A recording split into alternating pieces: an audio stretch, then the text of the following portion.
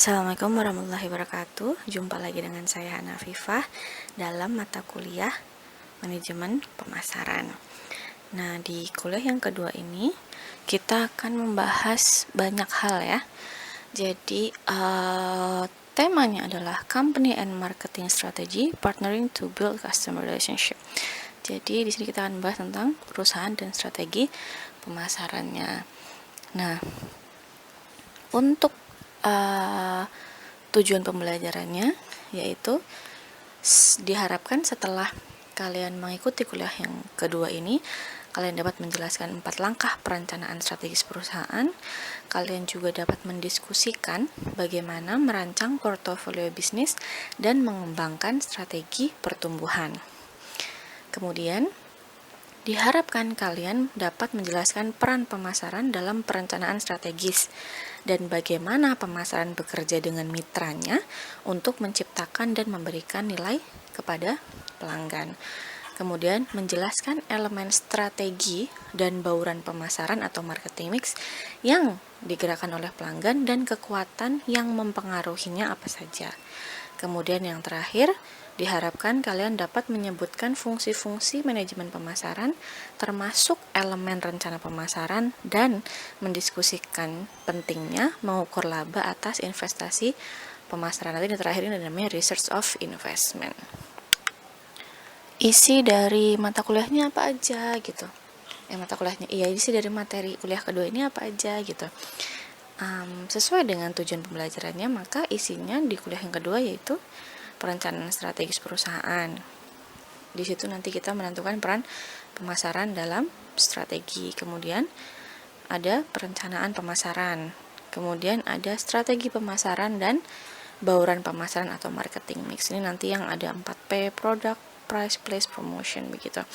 Nah, kemudian yang keempat, managing the marketing effort atau mengelola upaya pemasaran. Yang terakhir adalah mengukur dan mengelola laba atas investasi pemasaran. Nah, di sini yang saya bilang tadi, di sini ada namanya return of marketing investment gitu. Nah, kita masuk pada strategic planning atau perencanaan strategis. Apa sih perencanaan strategis?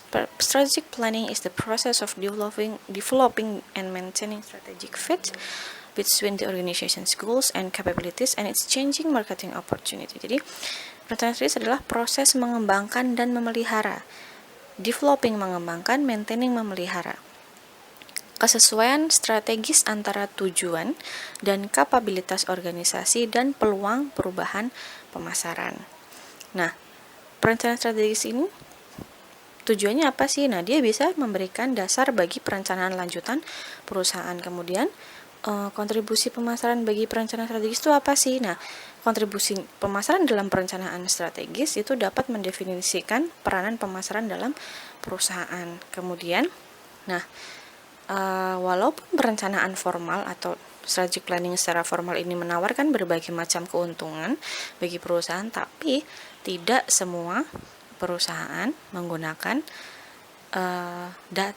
menggunakan strategic planning yang formal tadi dengan cara baik gitu.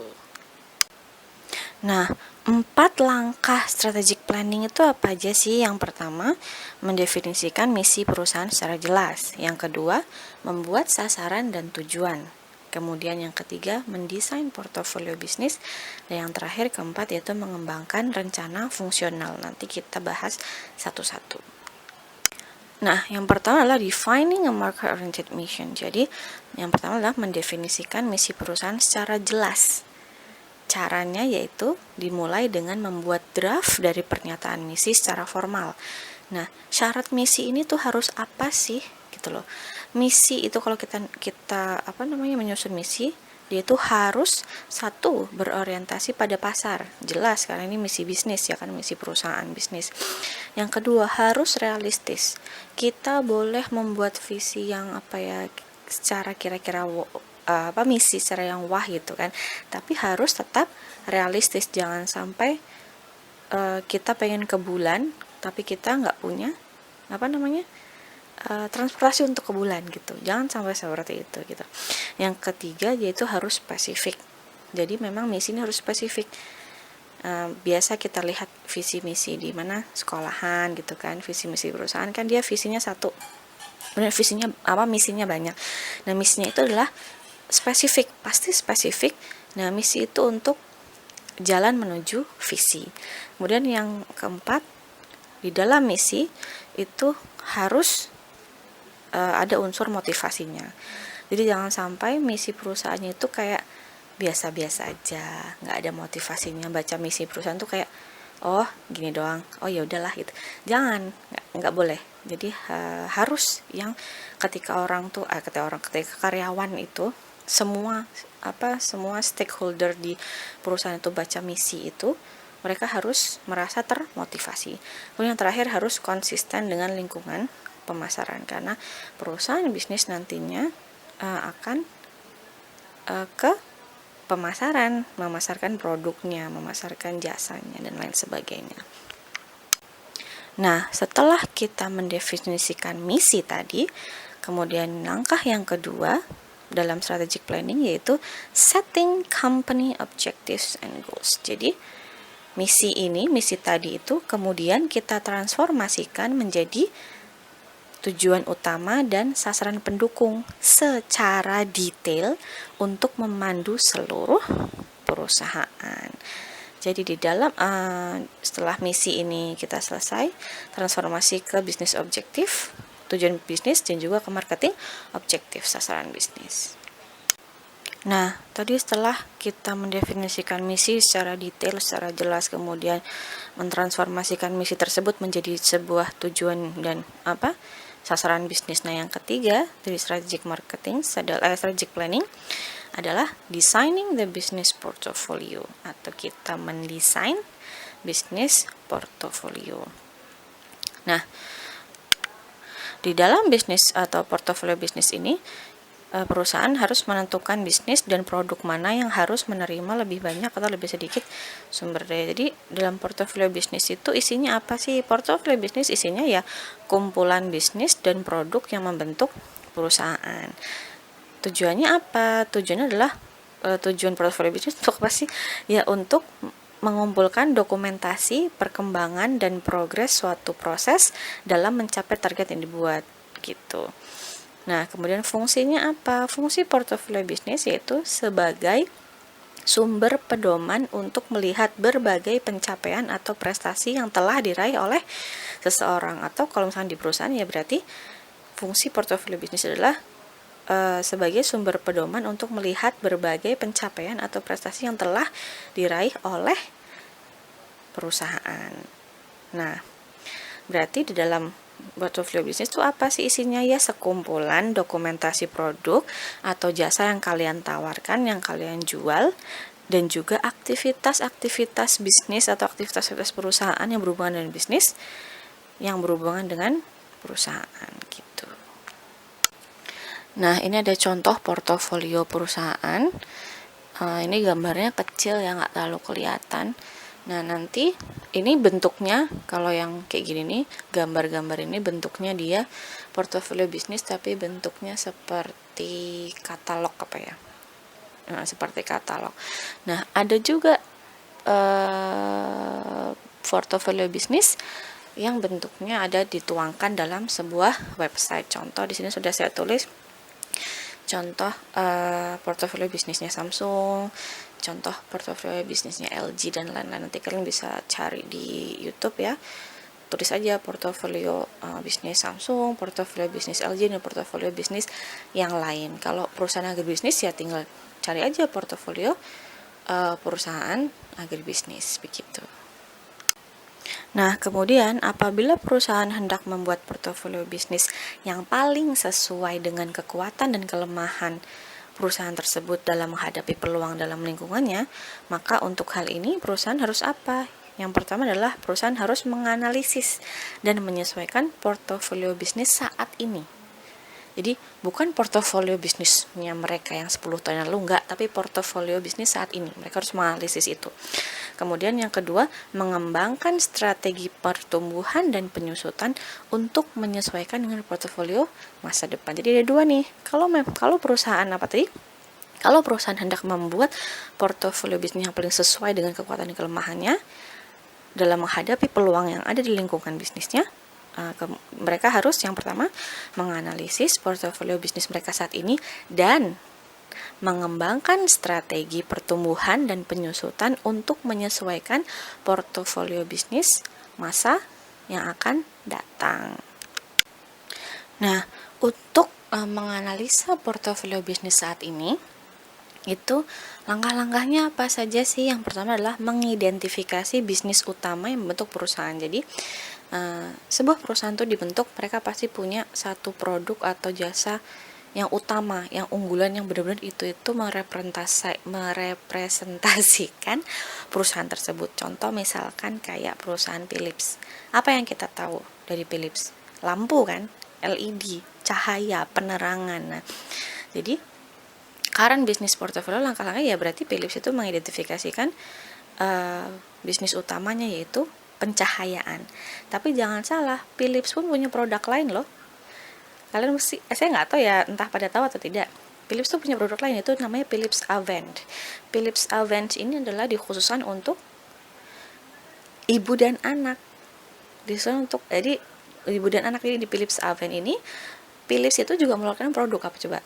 Produk dot bayi dari umur 0 bulan sampai, terus kemudian produk gelas bayi, terus mangkok bayi, semua perlengkapan baby.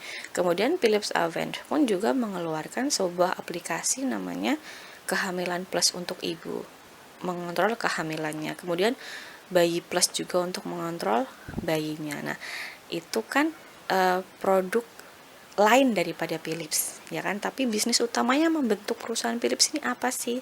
Ya, berarti apa? Penerangan yang kita tahu Philips itu memang awalnya penerangan sebelum mereka merambah ke dunia kehamilan, keibuan dan kebabyan tadi gitu, kebayian tadi.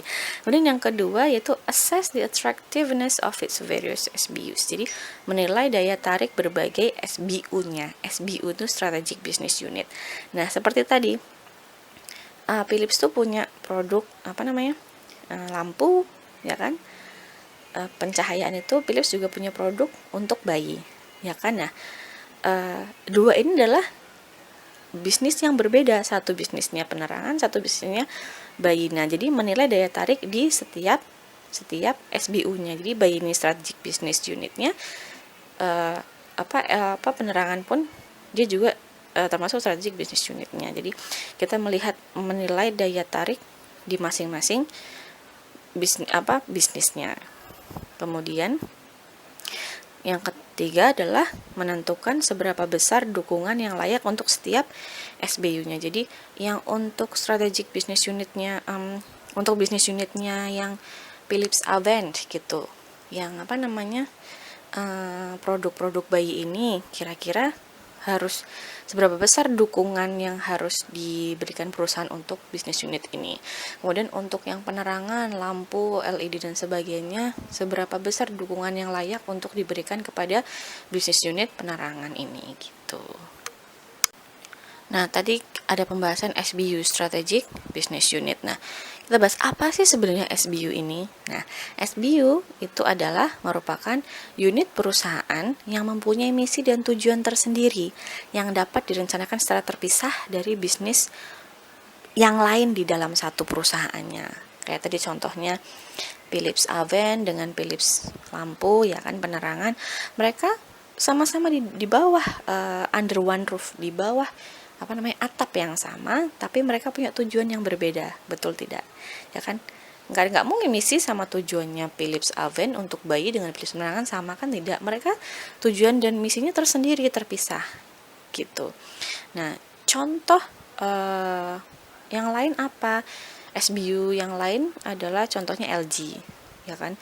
LG itu dia punya produk kulkas, dia punya produk mesin cuci, dia punya produk AC, TV, nah dan lain sebagainya, ya kan? Nah, ini tuh SBU ini mereka tuh terpisah, dibentuk sebagai SBU terpisah, di mana masing-masing SBU ini menghasilkan profit dan revenue tersendiri yang bisa dilacak pada masing-masing produk tersebut.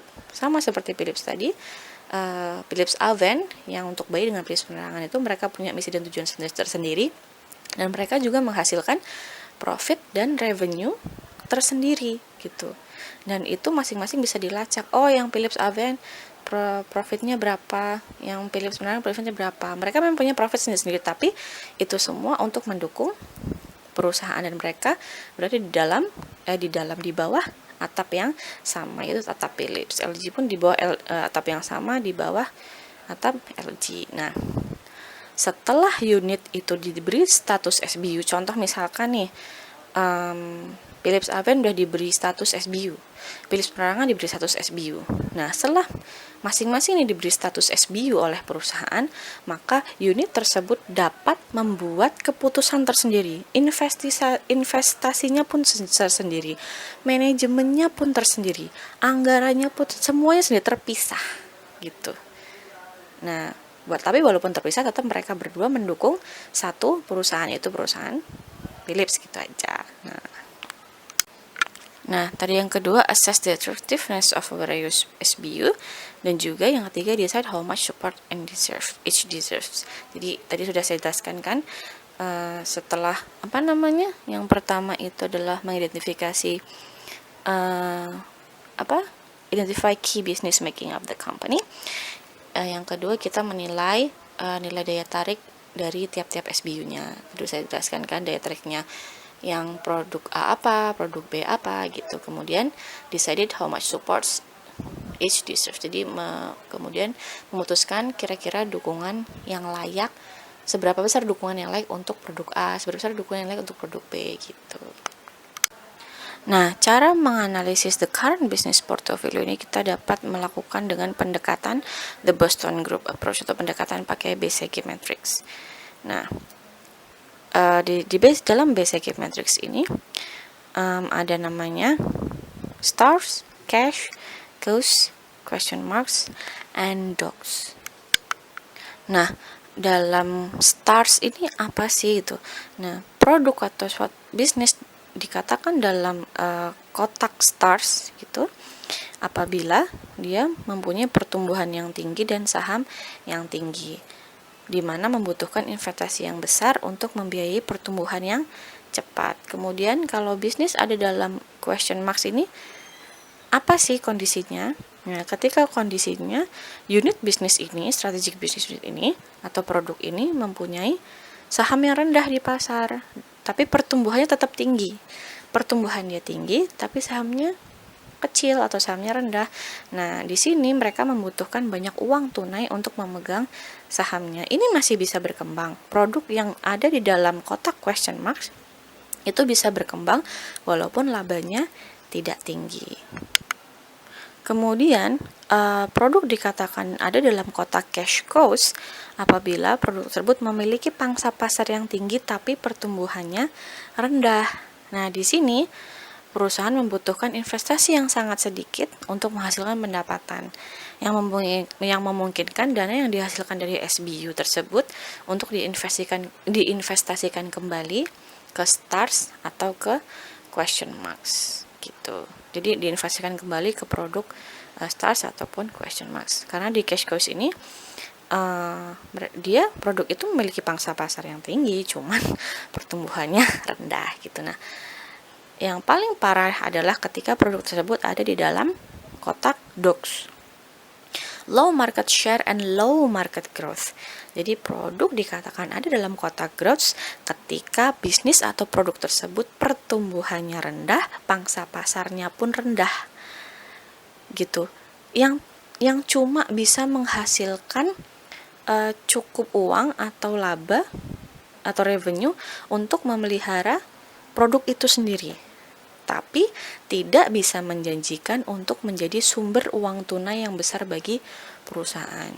Nah, produk yang ada di dalam kotak dogs ini, jadi ya karena pangsa pasarnya sedikit rendah, pertumbuhannya pun rendah, pada akhirnya ya dia cuma bisa jadi dari pendapatan dari penjualan produk itu cuma bisa memelihara jalannya, operasinya operasionalnya produk itu sendiri. Jadi tapi tidak bisa mendatangkan sumber uang yang besar untuk perusahaan. Contohnya apa ya? Contohnya gini. Contohnya penjualan merek Jenny Craig dan Lean Cuisine. Nah, dua produk itu mengalami penurunan berat badan dan gagal berkembang. Jadi itu dua produk ini produk Amerika Serikat ya, produk US. Mereka gagal berkembang di luar US. Nah, perkiraannya kedua merek ini mungkin bisa jadi divestasi di masa depan. Jadi mungkin bisa jadi ya produk ini di stop gitu ketika memang produk ini kalau dia masih bisa menghidupi dirinya sendiri tidak masalah, tapi kalau lama-lama produk ini cuma bisa merugikan perusahaan ya akhirnya di stop produksinya begitu. Nah, apakah menganalisa the current business portfolio menggunakan BCG matrix ini sempurna? Tidak. Jadi tidak ada pendekatan yang sangat sempurna ya, setiap pendekatan pasti ada kelebihan kekurangannya. Nah, masalah dengan pendekatan menggunakan BCG matrix ini untuk menganalisa current business portfolio itu apa ya? Yang pertama, kesulitan dalam mendefinisikan SBU dan mengukur pangsa pasar dan pertumbuhan. Kemudian time consuming gitu. Time consuming itu maksudnya ini tuh lama. Kalau kita analisis pakai BCG matrix tuh kita membutuhkan waktu yang lama. Kemudian expensive, mahal. Kemudian fokus on current business, jadi cuma fokus kepada bisnis saat ini. Tapi di BCG matrix tidak bisa mengukur untuk perencanaan masa depan. Jadi dia cuma bisa menganalisis bisnis yang saat ini saja gitu. Nah, langkah strategic planning yang terakhir atau yang keempat yaitu developing strategies for growth and downsizing, mengembangkan strategi untuk pertumbuhan dan downsizing. Nah, masing-masing unit bisnis itu yang tadi itu masing-masing unit bisnis atau produk harus mengembangkan rencana pemasaran secara mendetail sejalan dengan rencana keseluruhan perusahaan.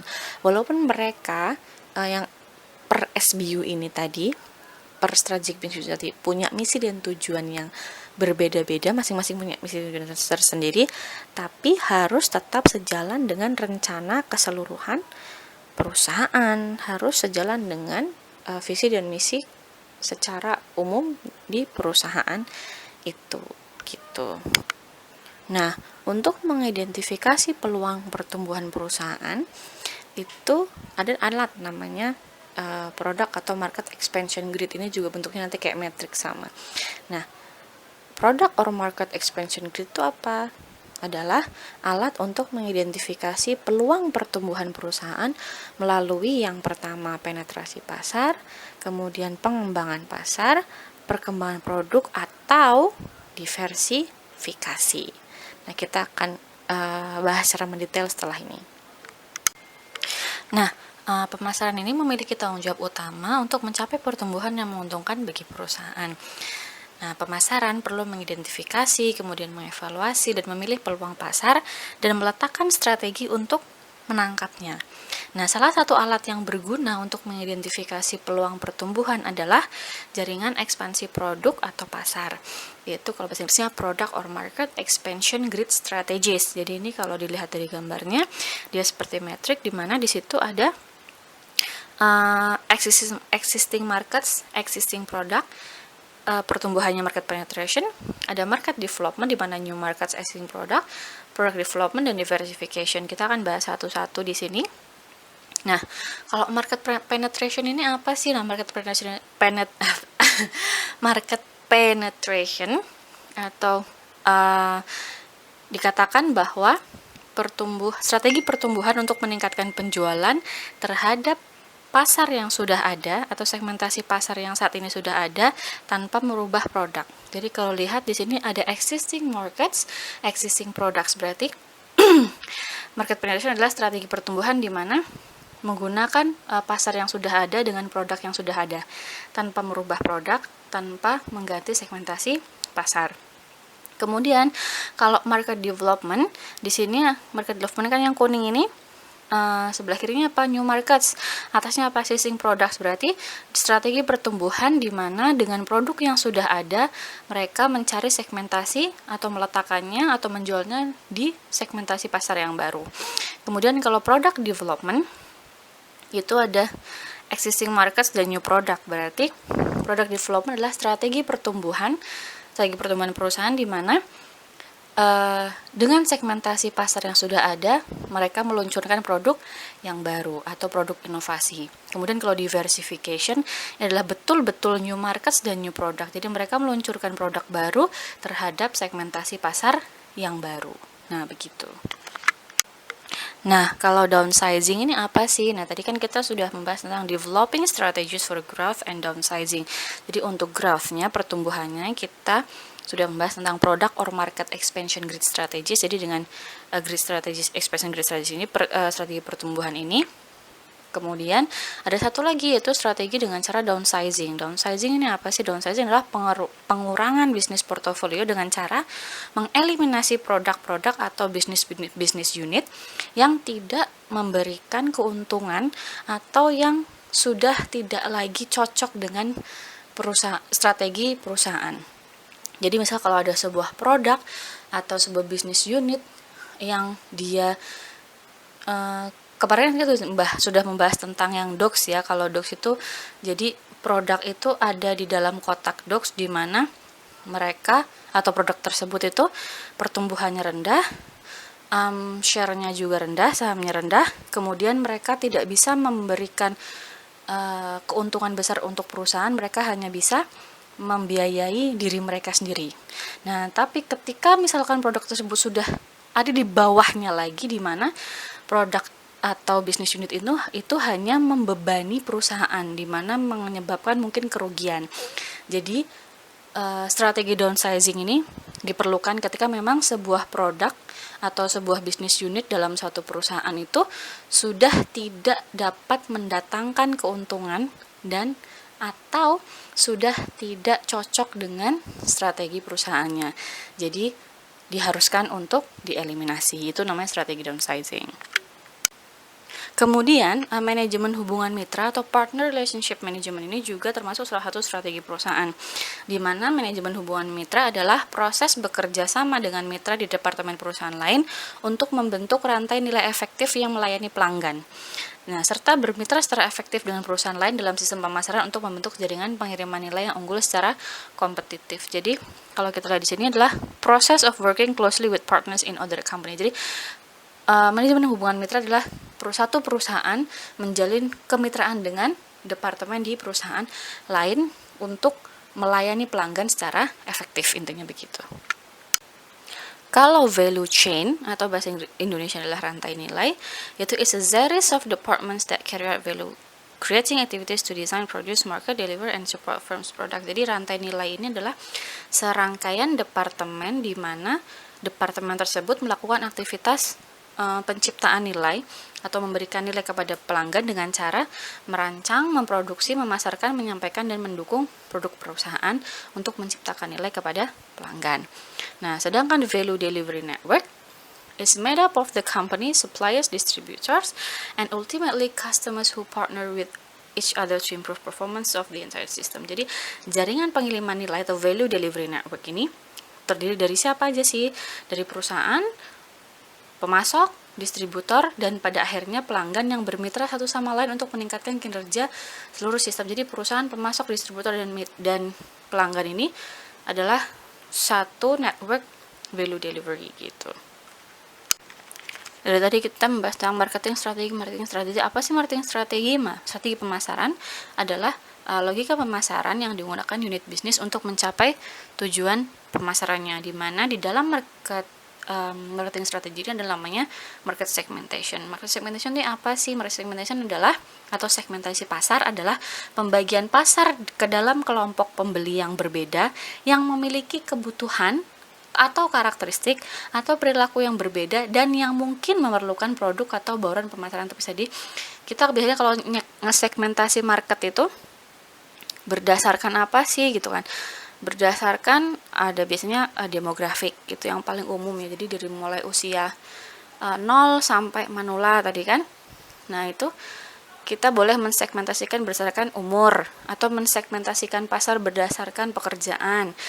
mensegmentasikan pasar berdasarkan jenis kelamin, itu bisa. Kemudian setelah disegmentasikan, kita akan nemu segmen pasar. Segmen pasar adalah sekelompok konsumen yang merespon dengan cara yang sama terhadap serangkaian upaya pemasaran tertentu. Kemudian setelah kita menentukan segmentasi pasar tersebut, kita akan bisa menentukan target pasar atau target pemasaran.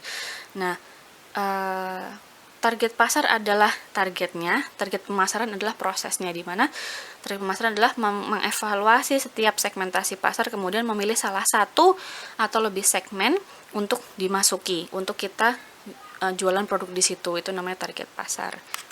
Kemudian ada namanya market positioning.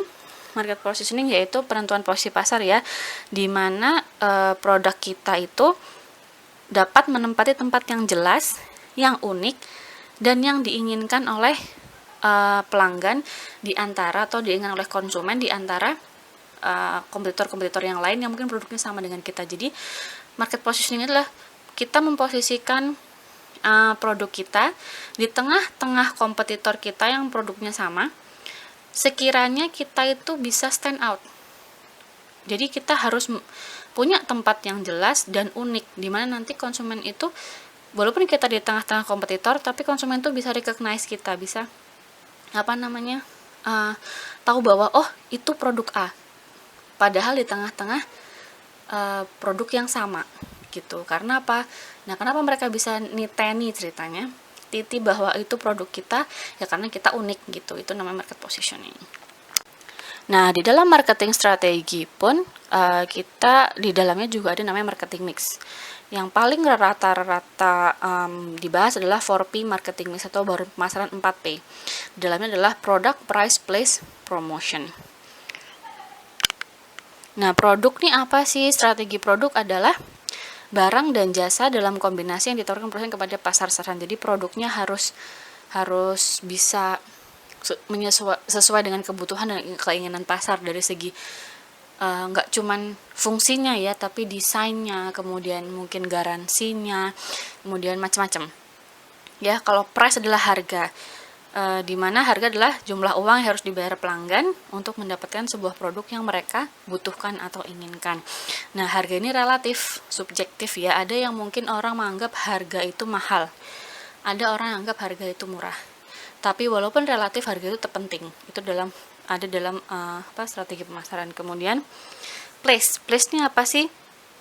Place itu adalah company activities that make the product available to target customer. Jadi tempat adalah di mana produk kita itu dapat dijangkau oleh konsumen. Di sini letaknya di mana retailer, distributor itu di situ. Jadi kalau kita punya produk A, kita taruh produk kita itu di Indomaret atau di Alfamart, maka Indomaret dan Alfamart itu salah satu place-nya, tempatnya di mana konsumen dapat menjangkau produk kita melalui Indomaret atau Alfamart. Kemudian promosi apa? Ya tahulah seperti itu, bahwa promosi adalah mengkomunikasikan keunggulan produk kita kepada konsumen kita agar mereka mau membeli. Dengan cara apa? Banyak iklan, leaflet, poster, apalagi mungkin bisa dengan endorsement, ya kan, itu pun salah satu promosi. Nah, kemudian managing the marketing efforts. Jadi managing the marketing efforts itu requires atau dibutuhkan 4 langkah, yaitu analisis, perencanaan, penerapan, dan pengontrolan. Analysis, planning, implementing, and controlling. Nah, tahap pertama yaitu analisis. Analisis dimaksud ini analisis apa sih? Yaitu analisis lengkap dari situasi perusahaan dalam analisis SWOT. Jadi menggunakan analisis SWOT untuk menganalisa perusahaan. SWOT ini stand for ada strength, weakness, opportunities, and threats. Kekuatan, kelemahan, peluang, dan ancaman. Ini masing-masing ada definisinya ya, di mana strength atau kekuatan ini yang dianalisa apa sih? Yang dianalisa meliputi kapabilitas internal, kemudian sumber dayanya perusahaan, kemudian faktor situasional gitu. Faktor situasional seperti apa? Yang positif, yang dapat membantu melayani pelanggan dan mencapai tujuan perusahaan. Kemudian kalau weaknesses itu apa sih yang dianalisa dari kelemahannya? Ya antara lain keterbatasan internal, keterbatasan internal perusahaan, kemudian faktor situasional yang negatif yang mungkin dapat mengganggu kinerja perusahaan. Kemudian untuk opportunities atau peluang, apa sih yang dianalisa, yaitu faktor atau tren yang menguntungkan di lingkungan eksternal yang mungkin dapat dimanfaatkan perusahaan untuk keuntungannya. Kemudian kalau ancaman yang dianalisa apa sih, ya tren yang tidak menguntungkan. Kalau peluang itu yang dianalisa adalah tren yang menguntungkan perusahaan, kemudian kalau ancamannya yang kita analisa adalah tren yang tidak menguntungkan atau dapat menimbulkan bahaya bagi perusahaan. Langkah yang kedua yaitu market planning. Setelah kita menganalisa, maka kita merencanakan. Nah, perencanaannya apa sih? Perencanaan adalah perencanaan di sini yang dimaksud adalah pengembangan strategi dan rencana pemasaran untuk mencapai tujuan perusahaan. Nah, strategi pemasarannya apa aja ya? Terdiri dari strategi khusus di mana untuk merujuk kepada target pasar atau target market, kemudian positioning tadi, kemudian marketing mix tadi, 4P marketing mix tadi, strateginya, kemudian juga tingkat pengeluaran pemasaran. Nah, untuk menyusun market planning ini ada formalnya juga, dalam arti seperti kita bikin business plan, tapi ini market plan, di mana di dalamnya terdiri dari ringkasan bisnis, executive summary, ringkasan bisnisnya, kemudian current marketing situation, situasi pemasaran yang saat ini, kemudian ancaman dan peluangnya apa, kemudian tujuan dan masalahnya apa, kemudian program aksinya itu apa untuk mengcover itu, kemudian budgetnya, anggarannya, dan terakhir adalah pengontrolan. Nah, setelah kita analisis, kemudian kita planning, kemudian yang ketiga yaitu kita implementing atau implementasi. Implementasi ini apa? Implementasi ini adalah proses yang mengubah rencana pemasaran tadi menjadi sebuah tindakan pemasaran. Ya kan, namanya implementasi yaitu kita mengimplementasikan apa yang sudah kita rencanakan, kita mengactionkan apa yang sudah kita rencanakan untuk mencapai tujuan pemasaran strategis tadi. Nah, gimana caranya biar market implementation ini berhasil? Nah, keberhasilan implementasi ini bergantung kepada seberapa baik perusahaan memadukan antara orang-orangnya, kemudian struktur organisasinya, kemudian sistem keputusannya, penghargaannya, budayanya dalam perusahaan itu ke dalam rencana tindakan yang kohesif yang mendukung strateginya. Jadi nggak terus secara cuma-cuma atau secara sembarangan, ya udah action gitu, enggak, tapi harus dipadukan antara orang, struktur organisasi, keputusan, dan budaya perusahaan agar dapat satu selaras yang mendukung strategi marketingnya. Nah, yang terakhir adalah controlling atau marketing control. Yang dikontrol ini apa sih? Yang dikontrol itu ya hasil dari tindakan implementasi tadi. Jadi, controlling adalah mengukur dan mengevaluasi hasil dan mengambil tindakan korektif sesuai kebutuhan, di mana controlnya ada dua, ada operating control, ada strategic control. Nah, operating control ini melibatkan siapa sih gitu? Melibatkan pemeriksaan kinerja berkelanjutan terhadap rencana tahunan dan mengambil tindakan korektif sesuai kebutuhan, sesuai dengan operasinya. Kemudian strategi kontrol itu apa sih? Ya, melibatkan kita lihat apakah strategi dasar perusahaan itu cocok dengan peluangnya. Nah, di dalam marketing control pun ada namanya marketing audit atau audit pemasaran. Audit pemasaran ini apa sih? Is a comprehensive, systematic, independent, and periodic examination of company's environment, objective, strategies, and activities to determine problems, areas, and opportunity. Jadi audit pemasaran ini adalah pemeriksaan yang komprehensif, sistematis, independen, dan berkala terhadap lingkungan, tujuan strategi, dan aktivitas perusahaan untuk menentukan area masalah dan peluang. Nah, perusahaan itu menggunakan audit pemasaran untuk apa sih? Nah, perusahaan menggunakan audit pemasaran itu untuk menentukan peluang dan masalah pemasaran serta merekomendasikan tindakan jangka pendek dan jangka panjang untuk memperbaiki seluruh kinerja pemasaran, di mana audit ini ya menganalisa peluang dan masalahnya, kemudian mereka mensuggest atau memberi nasihat bahwa apa sih tindakan jangka pendek dan jangka panjang untuk memperbaiki seluruh kinerja pemasaran. Baik, mungkin itu saja untuk kuliah minggu kedua. Kali ini kita membahas sangat banyak pembahasan nih, dari marketing strategi, boran pemasaran, kemudian sampai kepada marketing audit, ya kan. Ini kita membahas sangat banyak sekali, dan semoga kalian nggak blenger ya dengan penjelasan ini gitu, karena saya sendiri mau menyederhanakannya bingung. Ini aja sudah sangat saya sederhanakan.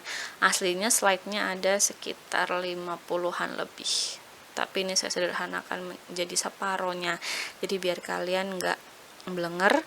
Jadi saya juga menerangkannya yang penting tidak bertele-tele begitu. Terima kasih untuk hari ini, untuk minggu ini. Nanti kita akan jumpa lagi minggu depan di kuliah ketiga atau minggu ketiga. Terima kasih, kurang lebihnya mohon maaf. Wassalamualaikum warahmatullahi wabarakatuh.